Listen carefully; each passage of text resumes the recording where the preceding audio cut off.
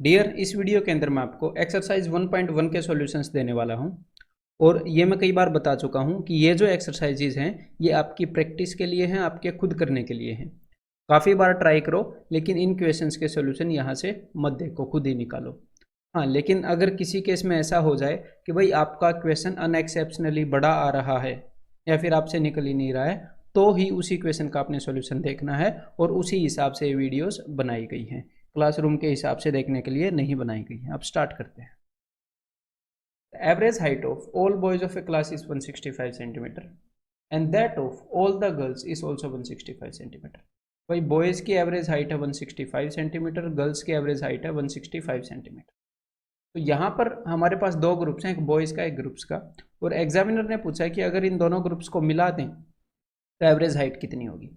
और यहाँ पर एग्जामिनर ने हमें ये भी नहीं बताया है कि इनको किस रेशियो में मिलाया जाए। तो उस केस में आप कैन नॉट से नहीं कहेंगे, इस केस में नहीं कहेंगे।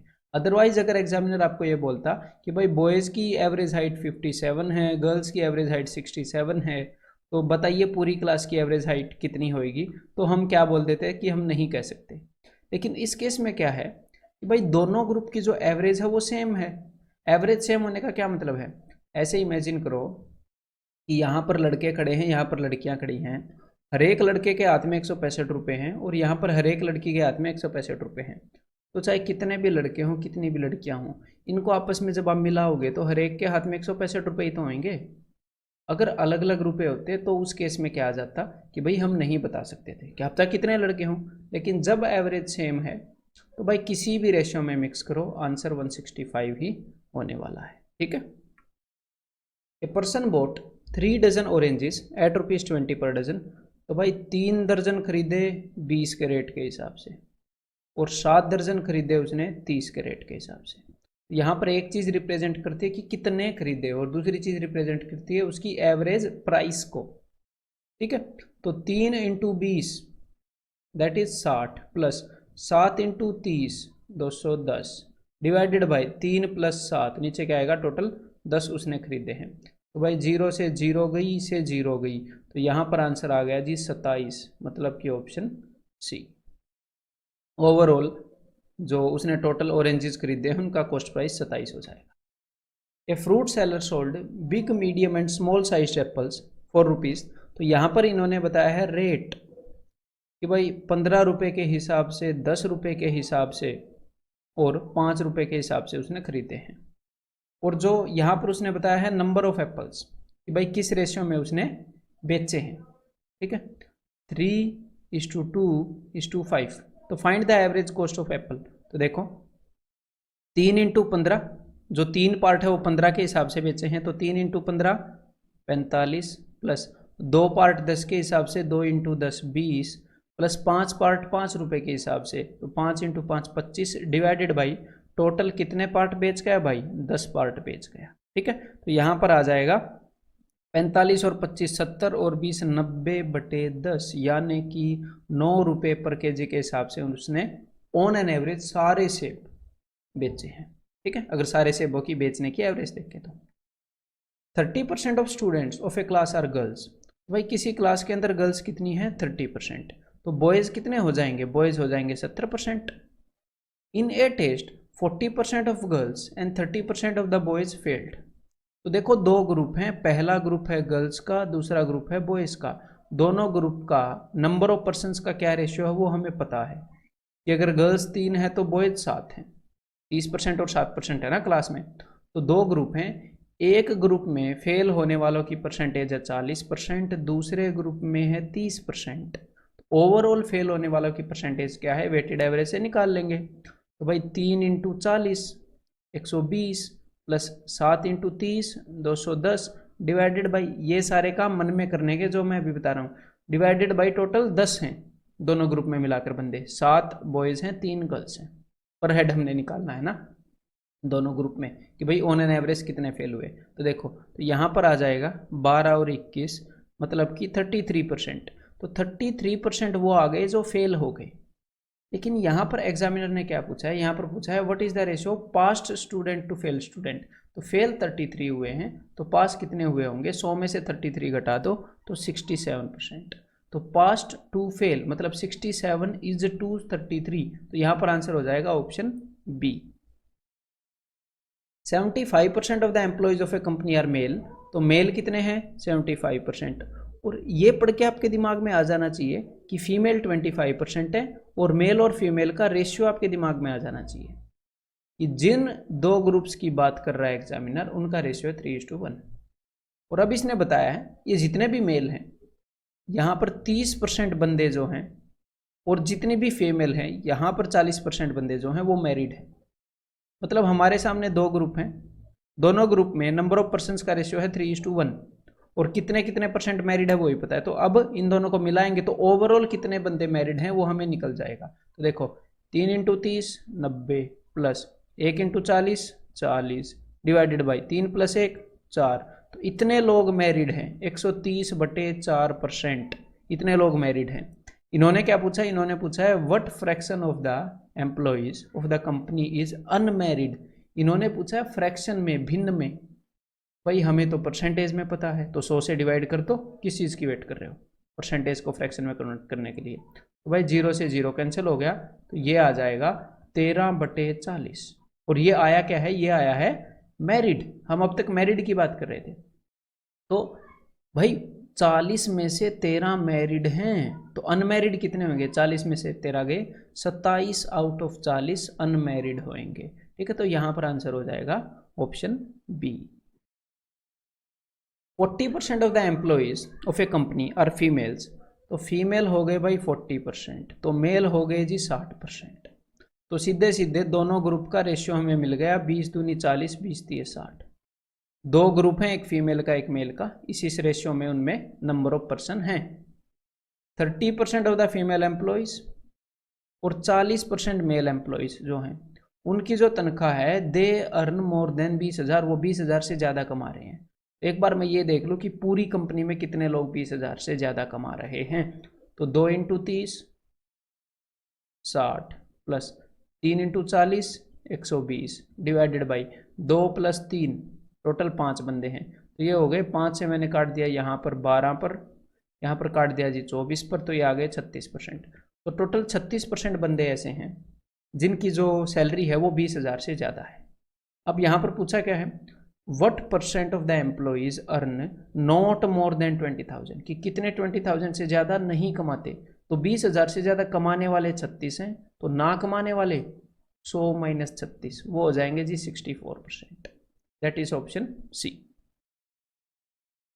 Rahul purchased 30 kg of rice at the rate of ₹10 per kg, तो भाई 30 kg राइस खरीदे 10 रुपये के हिसाब से, 35 kg राइस बंदे ने खरीदे हैं 11 रुपये के हिसाब से, 11 रुपये पर kg के हिसाब से।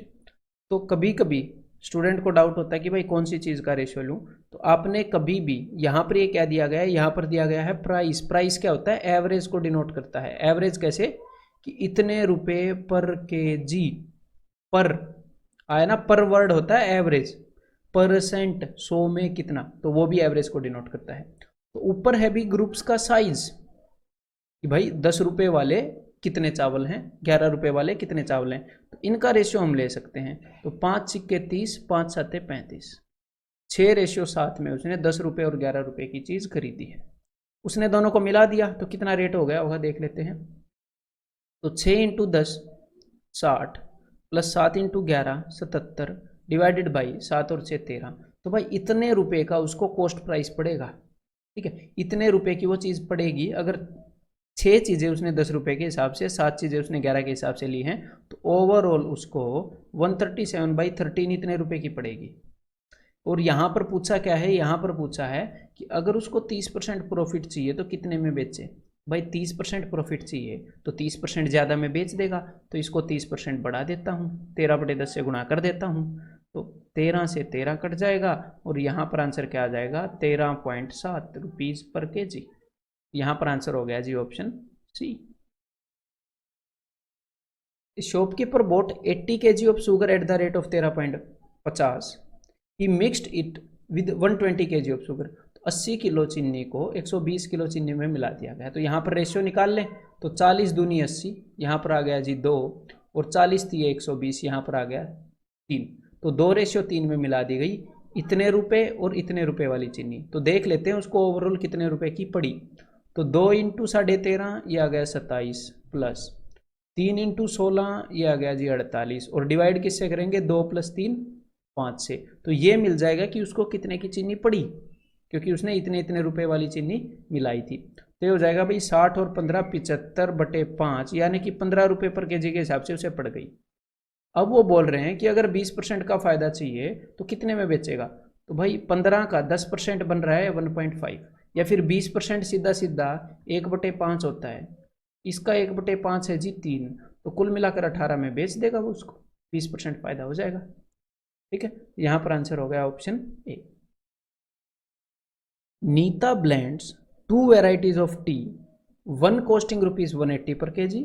पहली चाय का जो रेट है वो इतना है, अनदर कॉस्टिंग 200 रुपये पर KG in the ratio this, इस रेशियो में मिला दी। तो 5 × 180, 80 × 5 क्या होगा 18 × 5 90, 900 प्लस 3 × 200 तो ये आ गया जी 600 डिवाइडेड बाई टोटल कितने पार्ट्स हैं 5 और 3 8, तो ये हो जाएगा जी 1500/8, इतने रुपए की उसको वो चीज पड़ जाएगी टोटल मिलाने के बाद। If C sells the blended variety at ₹210 per KG. तो देखो यहाँ पर आपको सेलिंग प्राइस पता है कि कितने में बेच रही है, यहाँ पर आपको कॉस्ट प्राइस पता है कि भाई कितने में वो चीज़ पड़ी है उसे। तो selling price minus cost price या cost price minus selling price करने की जरूरत नहीं है फायदा या नुकसान निकालने के लिए। मैंने आपको प्रॉफिट एंड लॉस में बताया है भाई SP/CP सीधा रेशियो निकाला करो। SP है जी 210 विक्रय मूल्य और क्रय मूल्य है 1500/8। देखो मैं कुछ भी कैलकुलेशन नहीं कर रहा, तो 0 से 0 काट दी, 3 से चला जाएगा 50 पर, 3 7 21, तो 8 7 56/50, 50 के ऊपर उसे 6 रुपये का फायदा हो रहा है। 50 में खरीद कर 56 रुपये में बेच रहा है, तो भाई 100 पर कितने का फायदा होगा, 100 50 का डबल है, तो 12% का फायदा हो जाएगा। परसेंट 100 पर ही होता है ना, यहाँ पर आंसर हो गया ऑप्शन सी।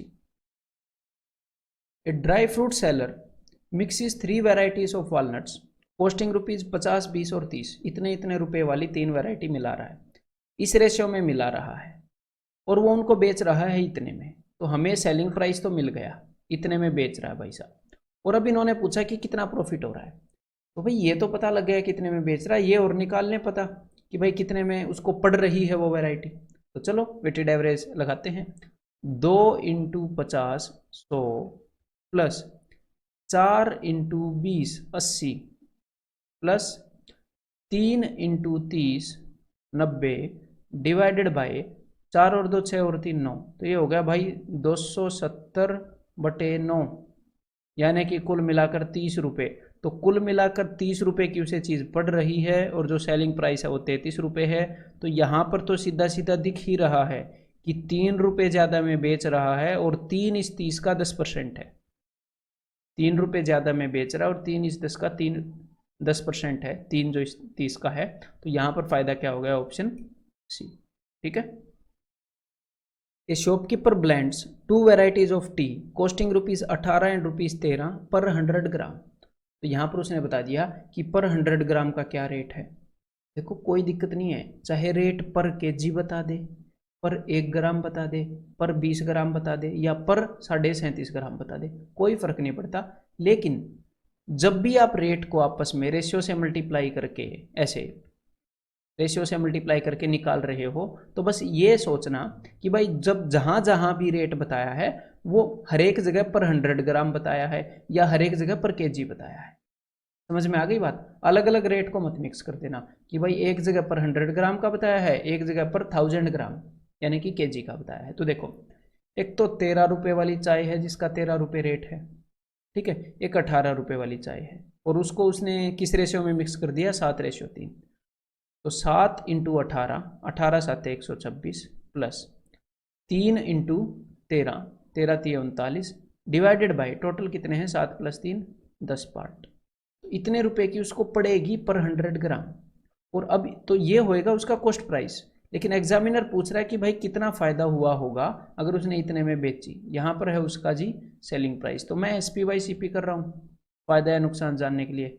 SP हो गया 18.15 यानी कि नीचे आ गया 100, इसके नीचे कॉस्ट प्राइस लिखूंगा यहाँ से निकाल के। ठीक है, तो ये हो गया भाई 150 और 15 165/10, तो 165/10 ये हो गया। अब चलो कैंसिल आउट कर लेते हैं, 0 से 0 गई, 5 तिये 15, 5 तिये 15, 5 तिये 15, अरे भाई 5 तिये 15, तो 5 तिये 15, 5 छिके 30, 5 तिये 15, 33 से कट रहा है, 33 से कम 33, 33 से कम 33, तो 11/10। तो कॉस्ट प्राइस और सेलिंग प्राइस का रेशियो आ गया 11/10। तो यहाँ पर सीधा सीधा दिख जाना चाहिए कि भाई 10% फायदे में बेच दिया, 10 में खरीदा और 11 में बेच दिया, एक का फायदा 10 पर। और वैसे तो ऐसे देखने की जरूरत नहीं पड़नी चाहिए, परसेंटेज कर चुके हो तो 11/10 मतलब सीधा हाथ जाना चाहिए ऑप्शन ए पर 10%। ठीक है। A shopkeeper boat 15 kg of rice at the rate of ₹12। तो भाई 15 kg राइस उसने 12 रुपये पर केजी के हिसाब से खरीदे, और 25 kg राइस उसने 20 रुपये पर केजी के हिसाब से खरीदे। If he sold them at ₹19 per KG, और उसने 19 रुपये पर केजी के हिसाब से बेच दिया।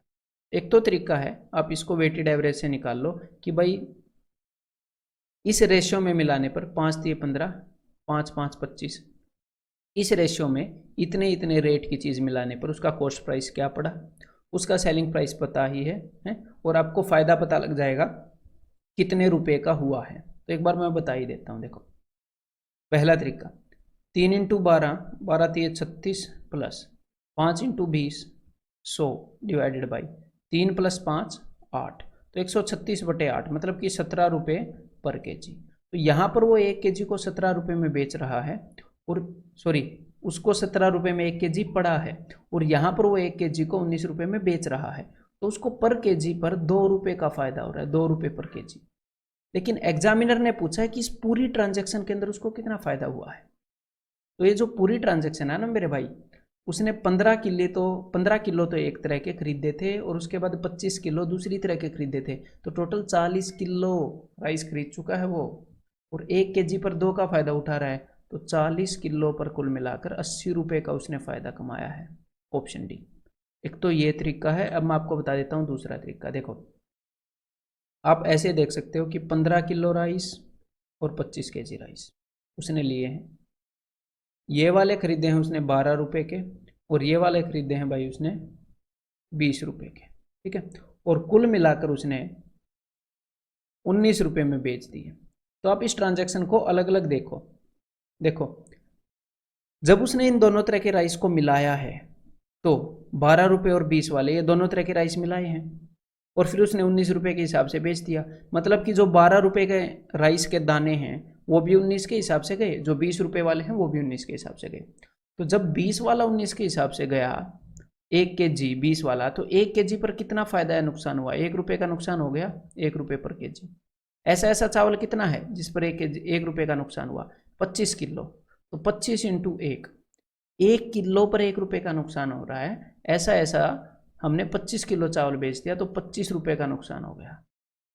अब यहाँ पर देखो जो 12 रुपये का चावल है वो भी 19 रुपये में गया होगा, मतलब कि 1 किलो पर 7 रुपये का फायदा कमा गए।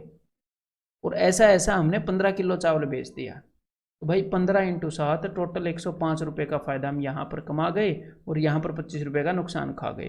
तो कुल मिलाकर तो फायदे में ही रहे, 105 - 25 80 रुपये कमा गए हैं हम इस ट्रांजैक्शन में। तो इसको ऐसे भी हम देख सकते हैं। ठीक है,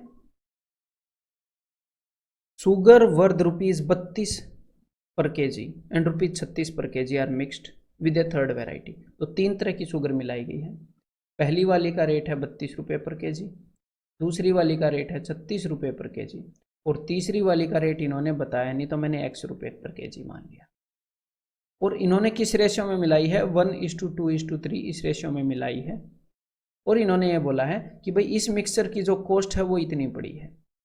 तो पहले एग्जामिनर क्या करता था, पहले आपको ये बता देता था इन तीनों का रेट और इन तीनों का रेशियो, और आपसे फाइनल चीज़ पूछ लेता था। लेकिन इस क्वेश्चन में क्या किया, उसने फाइनल इतने रुपए की कॉस्ट पड़ी ये तो बता दिया इनको मिलाने के बाद, पर एक चीज़ छोड़ दी। तो बेसिक सी बात है, ये तो बेसिक क्वेश्चंस होते हैं ऐसे। तो देखो निकालते हैं, 1 × 32 32 plus 2 × 36 72 plus 3 × x 3x divided by total कितना है 1 + 2 + 3 यानी कि 6 इज इक्वल टू 37.33। तो ये 37.33 क्या होता है भाई, ये होता है 37 1/3 ऐसे लिख सकते हैं। तो 3 इंटू 37, 3 इंटू 37 हो जाएगा 90 और 21 111 प्लस 1 112/3। यहाँ पर मैंने 112/3 कर लिया, वही मैंने उसको फ्रैक्शन में कन्वर्ट कर लिया ना।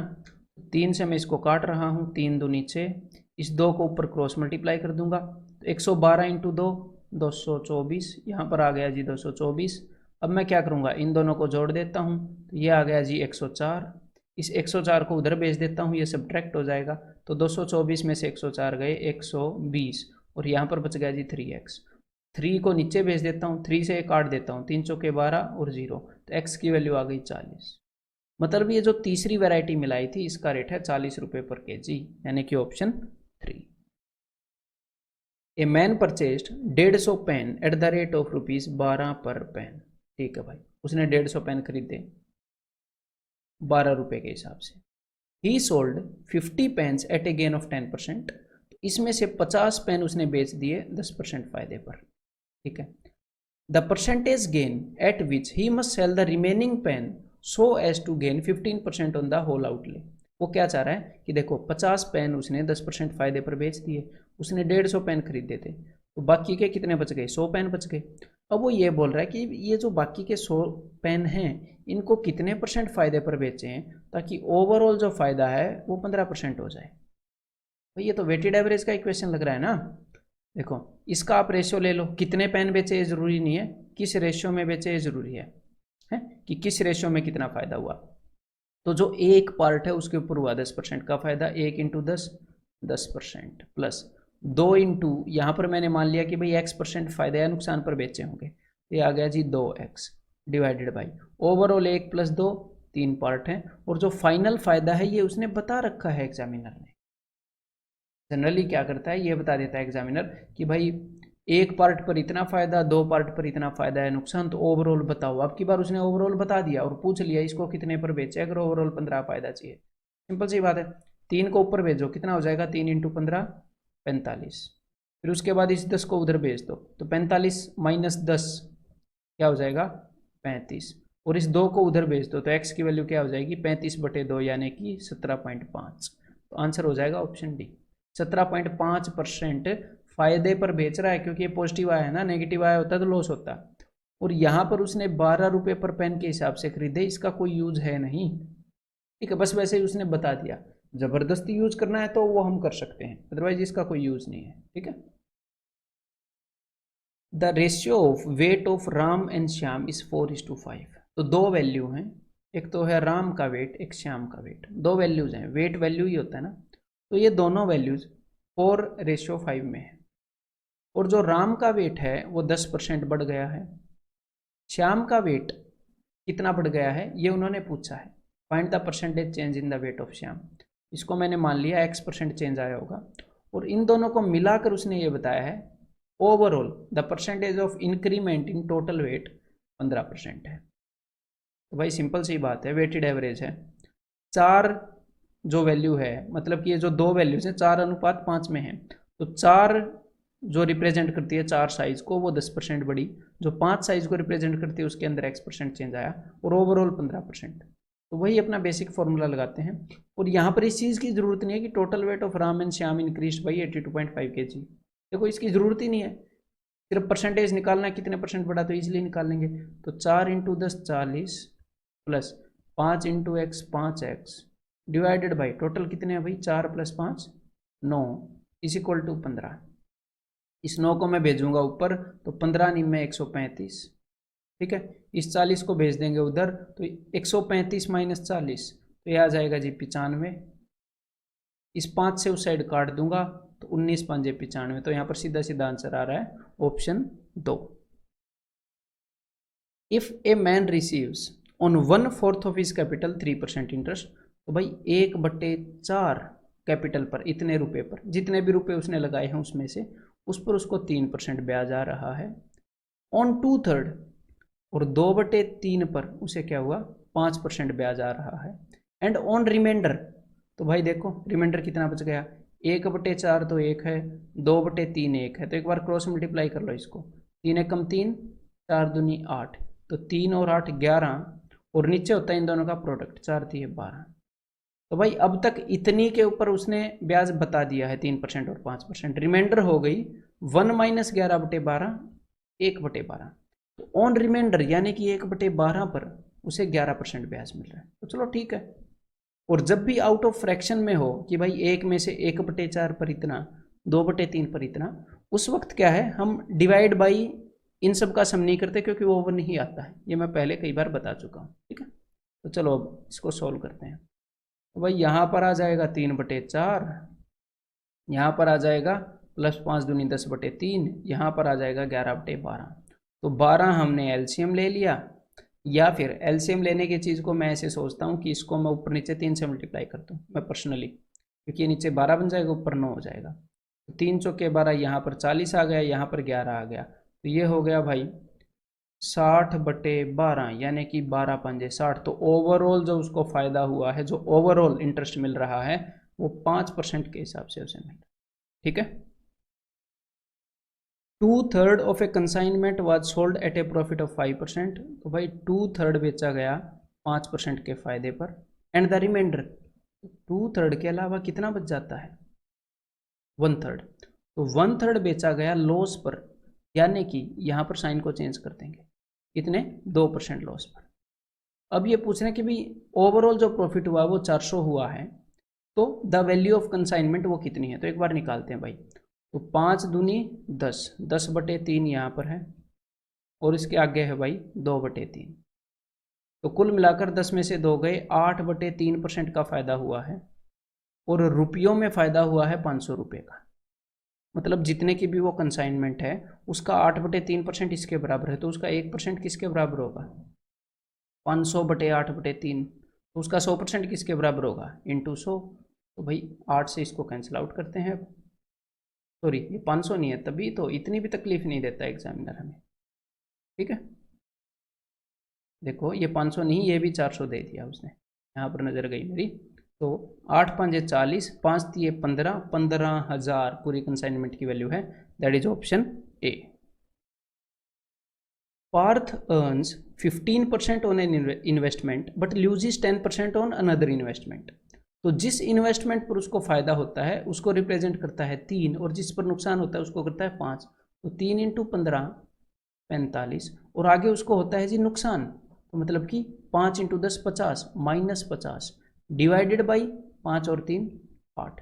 तो कुल मिलाकर उसे 5/8% का नुकसान हो गया। इस 5/8 को फ्रैक्शन मत मान लेना, ये परसेंटेज है, ये सारी परसेंटेज की वैल्यू डाल रहे थे ना। तो 5/8% का नुकसान हो गया, मतलब कि आंसर क्या हो गया, option D. I purchased 120 exercise books at the rate of ₹3। तो भाई ये जो क्वेश्चन है ये मैंने आपको प्रॉफिट एंड लॉस में भी कराया है, प्रॉफिट एंड लॉस के तरीके से। तो यहाँ पर मैं आपको करवा देता हूँ वेटेड एवरेज के तरीके से। तो देखो एक्चुअल में जो बुक्स हैं उसे, और इसको कई तरीक़ों से करवाया जा सकता है, मैं आपको एक बेसिक तरीके से करवा देता हूँ जो फास्ट भी है और समझने में भी बिल्कुल ईजी है, ठीक है।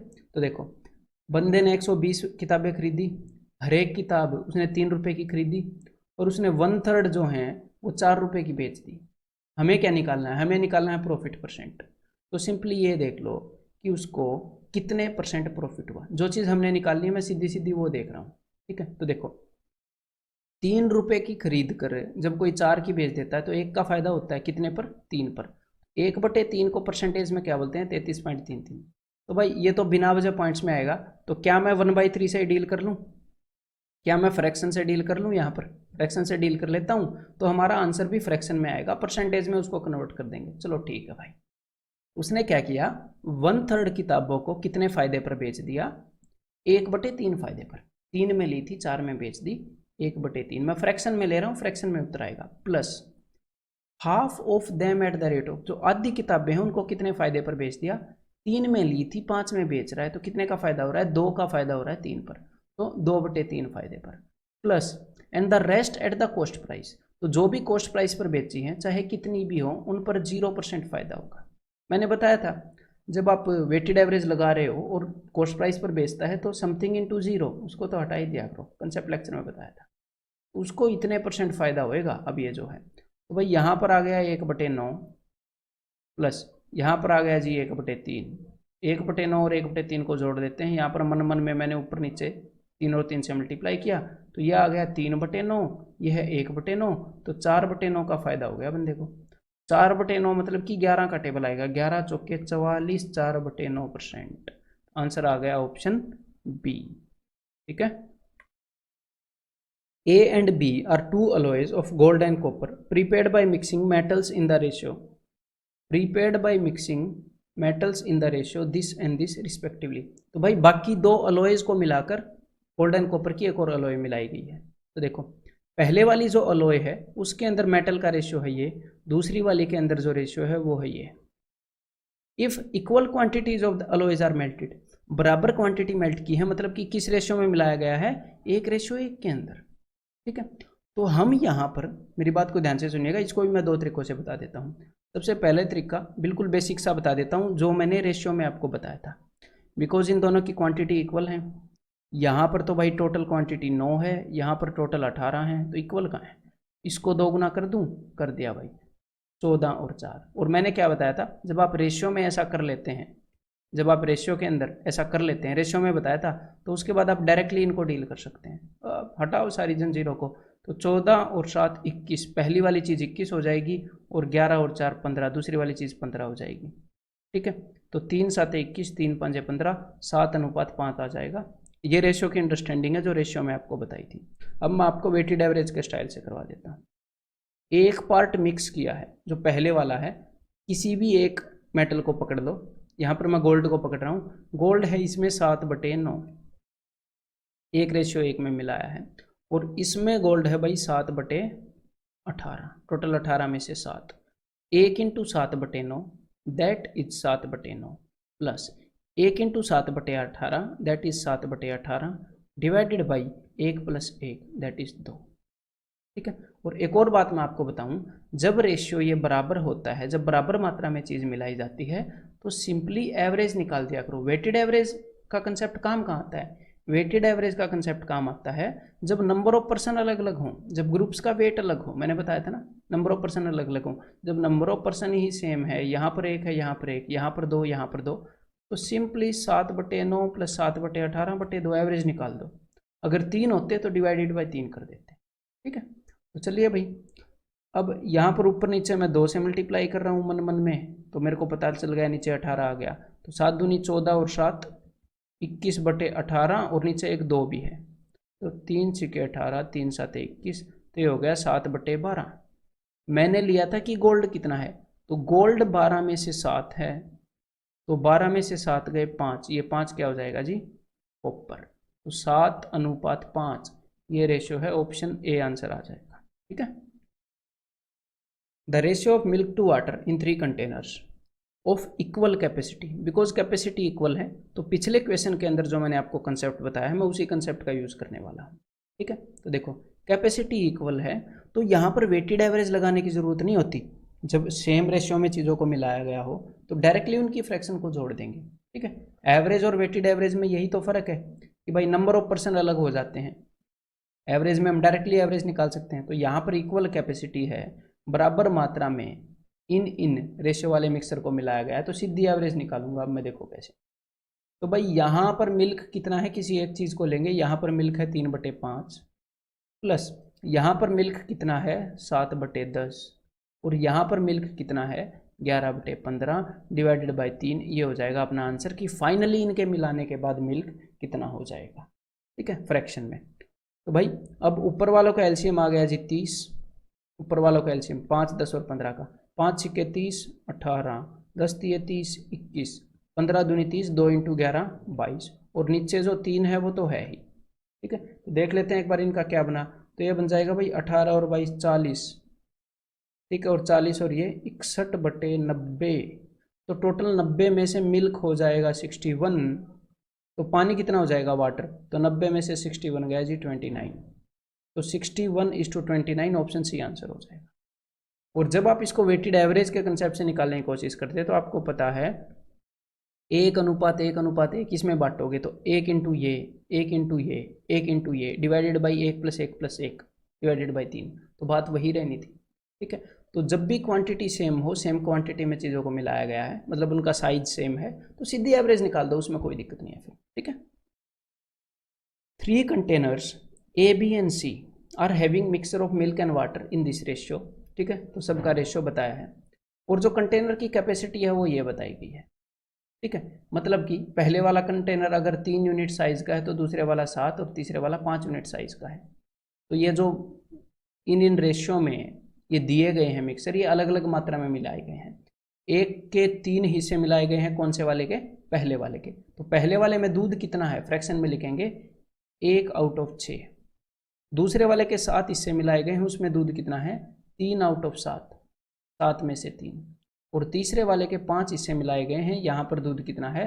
7 है 12 में से, ठीक है। तो एक बार सोल्व कर लेते हैं। 7 से 7 कैंसिल हो गया भाई, 3 से 6 चला जाएगा 2 पर, ठीक है। तो अब यहाँ पर नीचे क्या बचा? नीचे बचा 12, तो मैंने 12 को एलसीएम ले लिया मन मन में। इसको ऊपर नीचे मैं 6 से गुणा करता हूँ, 2 × 12 6, यहाँ पर आ जाएगा जी 36, प्लस यहाँ पर क्या आ जाएगा? 7 × 5 = 35। तो ये आ गया जी 77। लेकिन एक चीज़ मैं क्या करता हूँ, मैं कैलकुलेशन के अंदर बाद में इसको डिवाइड करता हूँ, अदरवाइज वेटेड एवरेज में इसको डिवाइड करते हैं। जिस जिस रेशियो में आपने इनको मिलाया है उनके सम से 15 से डिवाइड करना था, तो वो भी डिवाइड करना है भाई, वो मैंने स्टार्टिंग में डिवाइड नहीं किया, ठीक है। मैं कैलकुलेशन के बाद डिवाइड करता हूँ, तो इसलिए आदत अनुसार अभी कर रहा हूँ। तो 77/180, तो यहाँ पर अगर मिल्क 77 है तो टोटल मिक्सर 180 है, तो पानी कितना हो जाएगा? तो पानी हो जाएगा 180 में से 77 गए 103, वाटर हो गया 103। तो मिल्क और वाटर का रेशियो क्या आ जाएगा? मिल्क और वाटर का रेशियो आ जाएगा भाई, उसने पूछा है ratio of milk to water, कभी कभी वाटर टू मिल्क पूछ लेता है, तो इसलिए देखना पड़ता है। ये हो जाएगा 77:103। एक बार ये क्वेश्चन ध्यान से सुनिएगा, ज़्यादा कॉम्प्लेक्स नहीं है, लेकिन आप देखने आए हो तो चलो। 3 vessels whose capacities are in this ratio, तो 3 वेसल हैं, उनकी कैपेसिटी इस रेशियो में है, मतलब कि इस रेशियो के अंदर वो मिक्सर को मिलाने वाला था, ठीक है। इस रेशियो में उनके अंदर मिल्क और वाटर है। लेकिन यहाँ पर उसने क्या किया, उसने पहले वाली वेसल में से सिर्फ इतना मिक्सर निकाला, तो कोई दिक्कत नहीं है। आप सिर्फ ये देख लो कि अब कितना मिला रहा है। पहले 3 यूनिट मिलाने वाला था, लेकिन उसने 66.66 यानी कि 2/3 मिक्सर निकाला, तो भाई अब सिर्फ 3 का 2/3 इतना मिलाएगा। दूसरे वाले में से उसने 50% निकाला, मतलब कि 2 का आधा। तीसरे वाले में से उसने 37.5% यानी कि 3/8 निकाला। अब वो ये जो रेशियो आएगा, इस रेशियो में इन तीनों को मिला रहा है। उसने जो भी उनकी कैपेसिटी थी उन कंटेनर्स की, वो पूरे पूरे नहीं मिलाए, उनमें से कुछ निकाल के मिलाया है। तो भाई 3 से 3 कैंसिल हो जाएगा, 2 से 2 कैंसिल हो जाएगा, 4 से 8 चला जाएगा 2, ठीक है। तो यहाँ पर ये आ गया जी 2। तो बिकॉज नीचे 2 है तो सबको 2 से मल्टीप्लाई करेंगे, तो ये क्या आ जाएगा? 4 2 3, ये इनका ओरिजिनल रेशियो आ जाएगा। तो ये इनको 4:2:3 में मिला रहा है, ठीक है, तीनों चीज़ों को। तो भाई जिस चीज़ के 4 पोर्शन मिला रहा है उसके अंदर दूध कितना है देखिए ज़रा, तो उसके अंदर दूध है 8 में से 3, तो 4 × 3/8 प्लस जिसके 2 पार्ट मिला रहा है उसमें कितना है? 4/5, तो 2 × 4/5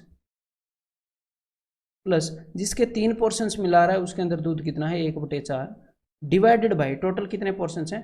4 और 2 6 और 3 9, बस ये आंसर आ जाएगा, कोई बड़ी बात है ही नहीं। तो भाई 4 से चला जाएगा 2 पर, ठीक है। यहाँ पर नीचे 4 ही बच गया, तो देखो अब ये जो एलसीएम आ जाएगा ये 20 आ जाएगा, तो 2 × 2 = 20, 10 × 3 = 30, 5 चौके 4 चौके 16 दूनी 32। मैंने सिर्फ एलसीएम लिया है, ये काम आप कर सकते हो। 4 × 5 = 20, 5 × 3 = 15, और नीचे ये 9 तो है ही।